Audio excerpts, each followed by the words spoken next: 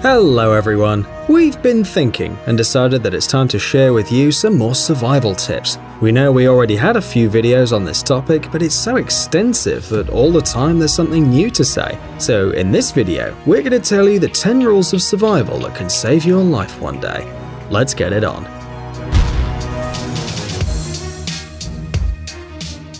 Shelter in the forest. So imagine you're lost in the forest. No, you don't need to start shouting, "Hello!" at the top of your lungs right now. Just imagine this situation in your mind. You have a supply of water and some food, but it's starting to get dark, and you still have no idea where to go. Perhaps in such a situation it's better to stop for the night, isn't it? After all, in the dark, especially without a flashlight, you can easily stumble over some snag, crash into a tree, or even encounter an unfriendly forest inhabitant like a hungry wolf. Ugh. You decided to make a shelter, remembered your childhood, quickly built a hut or a small canopy from branches and sat down there, sleepy and quite happy with yourself. Well, why not? After all, you have protected yourself not only from the bad weather, but also from the cold. Everyone knows that lying under something, even if it's a canopy, is much warmer than in the open. But for some reason, in a couple of minutes it becomes cold. And the thing is that a forest shelter will save you from freezing only if you take care of a dense bedding. For example, a bed made from fir branches. Then you don't feel the cold from the ground and won't catch cold, and maybe even manage to sleep. Mosses and anthills. The night went well. You had a snack and are now determined to find a way out of this stupid forest. The sun is shining, the birds are singing, everything looks fine. You're enjoying the warm weather when suddenly a map pops up in your memory, and it becomes clear that to get out of the woods, you have to move straight to the north. But, where is the north? Oh right, you can identify the cardinal points by the moss growing on trees, or, well, by an anthill. So the green moss should be on the north side of the tree trunk, and the ant settlements, on the contrary, facing south. And everything would be fine, if not for one but. These rules don't really work. Yes, the moss doesn't care on which side it does grow, and the ants never had a compass, so they built their cities wherever they want to. In general, if you need to understand where you are, it's better to use some other way. For example, you can try to recall where the sun rose. Starvation. You've been wandering through the forest for a long time now. You're tired and rather quickly spent all of your water supply. Of course, it's a little sad, but not so terrible, because you still have a few chocolate bars and a bag of chips in your backpack. Now you'll have a quick bite and then you'll go to find a source of water. But stop, you shouldn't eat, because the more you eat, especially salty or sweet food, the more liquid your body needs. Yes, in extreme situations a person can survive without food if he or she has water, but it doesn't work the other way around. Therefore, don't eat if you're not sure that you can satisfy your thirst, otherwise it can lead to very sad consequences, and pretty soon. It's better to endure hunger until there's some water on the horizon. Believe us, it can really save your life. Sandstorm. Even if you live far away from the desert, it's always helpful to know what to do when a huge sand wall approaches, and we're not overreacting. A sandy or dusty storm looks like this from the outside. Unfortunately, this natural phenomenon is one of the most terrible and unpredictable because it's not just about the wind. It's a wind that raises many small particles of sand into the air. This is not only very, very unpleasant and even painful, but also dangerous for your lungs. A person caught in a dense dust cloud can easily suffocate. Therefore, you need to know a few simple rules. First of all, you need to protect your nose and mouth. You should use a special respirator or a mask, but an ordinary bandana or any other piece of cloth wrapped around your face will do. Yes, just like the bandits in old Wild West movies. Also, it'll be useful to moisten the cloth with water and put on airtight protective goggles. But if you don't have them, cover your face with your hands and don't forget to wrap a piece of cloth around your head to protect your ears. If the storm is not accompanied by lightning and you don't see cars flying around you, then you can wait until it ends on any elevation because the concentration of sand is much lower there. Well, if there are no hills nearby, try to hide behind something big like a stone or a camel. This isn't a joke. Camels really are perfectly tolerant to sandstorms and won't object. Air crash.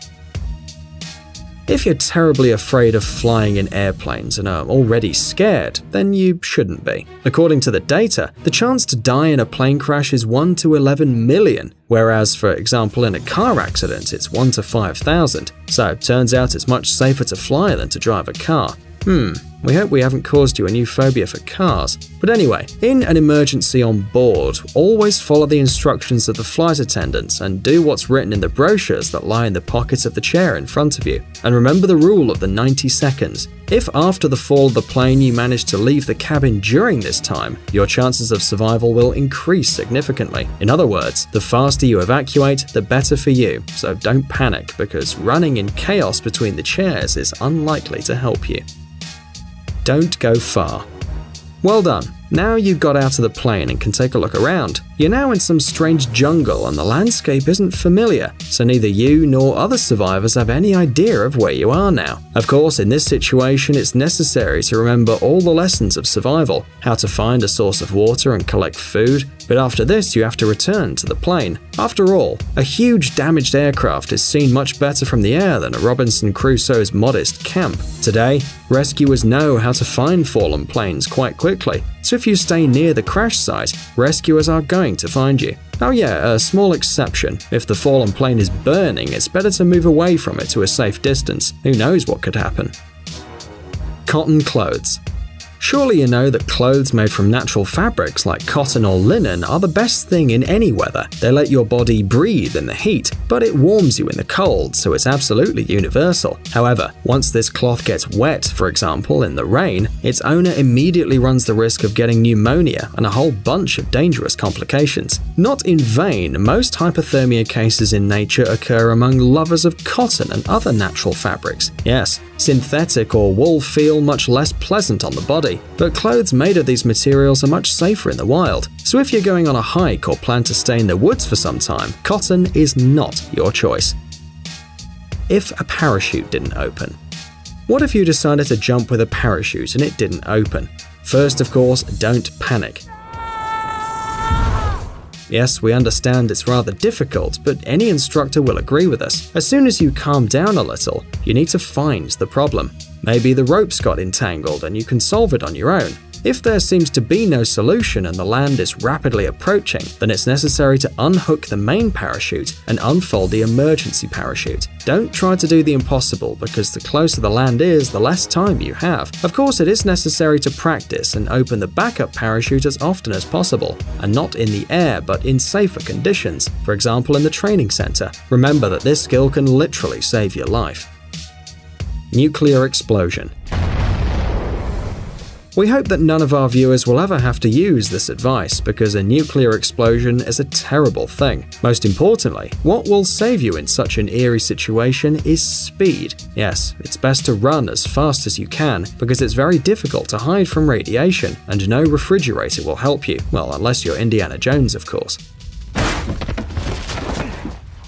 Yes, since the Cold War, many countries have preserved various shelters, but even they don't guarantee complete security. The farther you are from the epicenter of the explosion, the more chances to survive you have. And if you didn't die immediately, then you have a pretty good chance to survive. And don't look at the mushroom. This is fascinating in movies, but in reality, this bright flash can make you lose precious minutes and also your vision. Remember that in the beginning, the radiation will be hanging high in the atmosphere, so you'll have a chance to react quickly and move away from the danger zone. By the way, don't forget about your documents and some other essential stuff, because even during a nuclear apocalypse, you may need to confirm your identity. Dog attack. You should remember, dogs never attack without a reason. That is, the animal won't attack you simply because it wanted to. The reasons for dogs to attack a person are, in fact, not very much. It can be sick, hungry, protecting its offspring, or simply guarding its territory. The most common mistake people make when dealing with an aggressive dog is to show their fear. However, squealing and waving your arms is also not a good idea, because you'll definitely get a couple of bites, even if the dog wasn't going to attack you at all, but just came to say hello. But if the animal running at you growls and its ears are tightly pressed to the head, be ready to repel the attack. Arm yourself with improvised weapons such as a bag, an umbrella, or a stick, and start to retreat slowly. In any case, don't turn your back to the dog and don't run. If you can, you should hit the animal in the most painful points, such as the nose and the stomach. But if there's no chance to win the fight, try to protect your neck. Yes, it may be insulting and very unpleasant if you're bitten on your feet, but damage to the artery is much worse and may even cost you your life. Experienced dog experts also advise to climb on any structure nearby, for example, a tree. And if you have a delicious hamburger in your bag, it's better to share that with the animal. Maybe the food will interest the dog more than you. Well, people, we hope that our advice will be useful to you. If you like this video, don't forget to give us a thumbs up. We're working very hard for your survival. Guys, it's time to recharge your brain. Visit the channel Brain Time. There you'll find a lot of interesting and useful facts, lots of positive energy, and tons of useful information. Subscribe right now. We promise it's going to be really exciting. Thanks for watching. Please like and share the video in social networks, and we'll be right back to you as fast as we can.